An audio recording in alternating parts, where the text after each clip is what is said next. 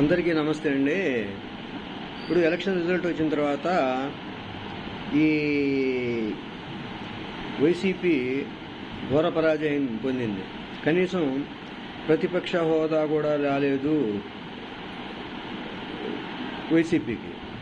అయితే ఈ నేపథ్యంలో మన వైసీపీ అభిమానులు చాలామంది ఈవీఎంలు ట్యాంపరింగ్ చేశారు, ఈవీఎంలు ట్యాంపరింగ్ వల్ల ఇంత రిజల్ట్స్ వచ్చినాయి, యాక్చువల్గా ప్రజలందరూ వైసీపీకే ఓటేశారు అని కొంతమంది అంటా ఉన్నారు. అయితే ఈవీఎంలు ట్యాంపరింగ్ చేసే అవకాశం ఉందా లేదా, ఆ టెక్నాలజీ ఇప్పుడు ఏదైనా అందుబాటులో ఉందా అనే పాయింట్ అట్లా పెడదాం. పక్కన పెడితే ఈవీఎంలు ట్యాంపరింగు అయితే చేసే శక్తి ఉంటే, బీజేపీ వాళ్ళకంత ఈవీఎంలు ట్యాంపరింగ్ చేసే శక్తి ఉంటే వాళ్ళు మినిమమ్ వాళ్ళకి కావాల్సిన రిక్వైర్మెంట్ సీట్లు వాళ్ళు తెచ్చుకుంటారు కదా, కూటమితో పని లేకుండా. ఏమాత్రం అవకాశం ఉన్నా ఇప్పుడు ఈవీఎంలు ట్యాంపరింగ్ చేసే అయితే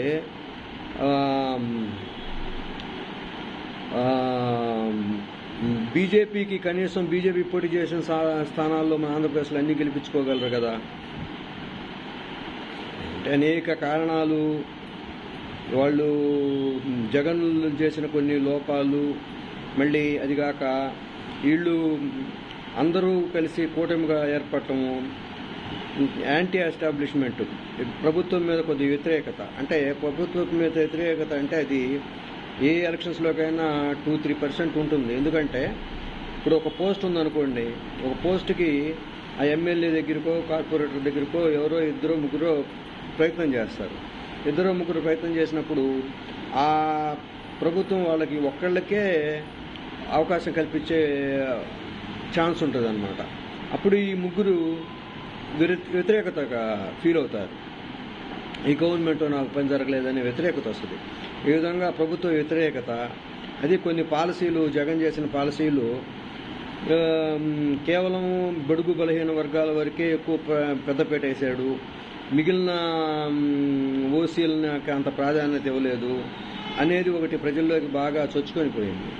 ఈ కారణం వలన వాళ్ళంతా కూటమి జత కట్టడం వలన క్యాస్ట్ ఈక్వేషన్స్, ఇప్పుడు మన ఆంధ్రప్రదేశ్లో కమ్మ సామాజిక వర్గము ఆ యొక్క పొలిటికల్లీ అడ్వాన్స్డ్ కమ్యూనిటీ అది. అలాగే కాపులు కూడా ఒక బలమైన ఆర్థిక వ్యవస్థ ఉన్న కమ్యూనిటీ అది. ఈ రెండు కమ్యూనిటీలు ఏకమైనప్పుడు ఆటోమేటిక్గా వాళ్ళు చేసే ఇన్ఫ్లుయెన్స్ చేసే క్యాడర్ కొంత ఉంటుంది. అంటే వాళ్ళ దగ్గర పనిచేసే వాళ్ళని కానీ, వాళ్ళ స్నేహితులను కానీ, వాళ్ళని కానీ ఈసారి మీరు తప్పకుండా దీన్ని గెలిపించాలి, జగన్ని దించాలి అనే ఒక పట్టుదలతో వాళ్ళందరూ పనిచేశారు. దానివలన ఇన్ని సీట్లు తేడా వచ్చినాయి. జనరల్గా 40% వస్తే 16% కూటమికి వచ్చినాయి. అంటే అది జనసేన, బీజేపీ, తర్వాత అట్టానే యాంటీ గవర్నమెంట్ ఓట్లు, ఇవన్నీ కలిపి ఆ తేడా అనమాట. అంతేగాని ఈవీఎంలు ట్యాంపరింగ్ చేసే అవకాశమే లేదు. ఈవీఎం ట్యాంపరింగ్లు చేస్తే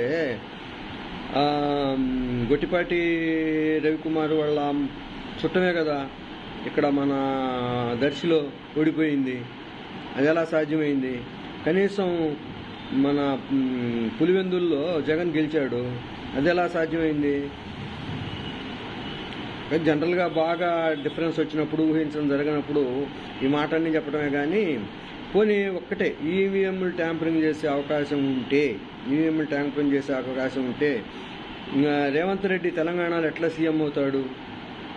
ఆటోమేటిక్గా బీజేపీ వాళ్ళు కాంగ్రెస్కి వ్యతిరేకంగా పనిచేసి అక్కడ కాంగ్రెస్ గవర్నమెంట్ రాకుండా చూస్తారు కదా. కాంగ్రెస్ గవర్నమెంట్ వచ్చిన చోట కాంగ్రెస్ గవర్నమెంట్ ఎలా వస్తుంది? కాబట్టి ఈవీఎంలు ట్యాంపరింగు అనేది ఉత్త అపోహ మాత్రమే. డెఫినెట్గా ఎందుకు ఓడిపోయాడు జగన్ అంటే, జగన్ చేసుకున్న కారణాలు కొన్ని, అలాగే అవతల వాళ్ళు కూటమి కట్టడం, బలమైన శత్రువుగా తయారవటం కారణం. అవన్నీ బేరేజ్ చేసుకొని, ఎక్కడ లోపాలు జరిగినాయో సర్దుకొని, కొద్ది గొప్ప మార్పులు చేసుకొని ప్రయాణం సాగించాలి. కానీ ఒక పాంగల ఈవీఎంలు అప్పుడు పోయినసారి 171 సీట్లు 51 సీట్లు జగన్కి వచ్చినప్పుడు వాళ్ళు అన్నారు, ఈ టీడీపీ వాళ్ళు ఈవీఎం ట్యాంపరింగు లేకపోతే అన్ని సీట్లు ఎట్లా వస్తాయి, మరీ 23 అన్నారు. ఇప్పుడు జనకి నచ్చినప్పుడు 23 ఇస్తారు, 11 ఇస్తారు, ఇవన్నీ జనం ఇష్టం, అది మన చేతుల్లో లేదు. అది మన రాజకీయ నాయకులు చేయాల్సిన పని ఏంటంటే ముఖ్యంగా వాళ్ళ మీద అవినీతి ఆరోపణలు, వాళ్ళు ప్రజలకు అందుబాటులో లేరు, ఎక్కడెక్కడ ఉంటారని లేకుండా ప్రజలకు దగ్గరగా ఉండటమే. అంతా ఎంతో చేసిన కేతిరెడ్డి కూడా ఒక సాధారణ వ్యక్తి మీద ఓడిపోయాడు. ఆయన అందరూ అంటారు జనాలకు టచ్లో ఉంటే రోజు టచ్లో ఉంటారు. రోజు టచ్లో ఉన్నాడు కేతిరెడ్డి. గుడ్ మార్నింగ్ అని చెప్పి ప్రోగ్రాం పెట్టి చాలా గొప్పగా అందరినీ కొలుస్తూ ఉండేవాడు. అప్పుడు జగన్ ఒక సందర్భంలో అన్నాడు, మీరు కూడా కేతిరెడ్డిలాగా పనిచేయాలి అని. ఏమైంది? కేతిరెడ్డి కూడా ఓడిపోయాడు. అంటే ప్రజలు వాళ్ళ ఆశలను బట్టి, కోరికలను బట్టి ఆ ప్రభుత్వాన్ని ఎంచుకుంటారు. అప్పటికి అది తర్వాత అయ్యి వాళ్ళ కళలు పండిస్తాయా లేదా అని.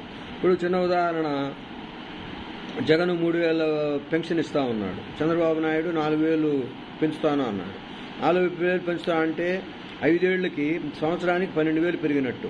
అలాగే 5 సంవత్సరాలకి 12,60,000 పెరిగినట్టు. ఈ పెన్షన్దారులు ఆలోచించరా, నాకు 60,000 బెనిఫిట్ వస్తుంది, సంవత్సరానికి 12,000 చొప్పున 5 సంవత్సరాలకు 60,000 బెనిఫిట్ వస్తుంది, నాకు ఇంకొక పనికి ఏదో కుటుంబ ఖర్చులకి సరిపోయినా మిగిలిన వాటికి ఇంకా నా చేతిలో డబ్బులు ఉంటాయని అనుకుంటారు కదా. ఆ విధంగా ఏదో ఓడిపోయాడు. అంతేగాని ఈవీఎం ట్యాంపరింగ్లు అవన్నీ ఉత్తమ మాటలండి, అవన్నీ ఏం పట్టించుకోవద్దు. ఎవరి పని వాళ్ళు చేసుకోండి. ఎలక్షన్లు అయిపోయినాయి. ఓకే.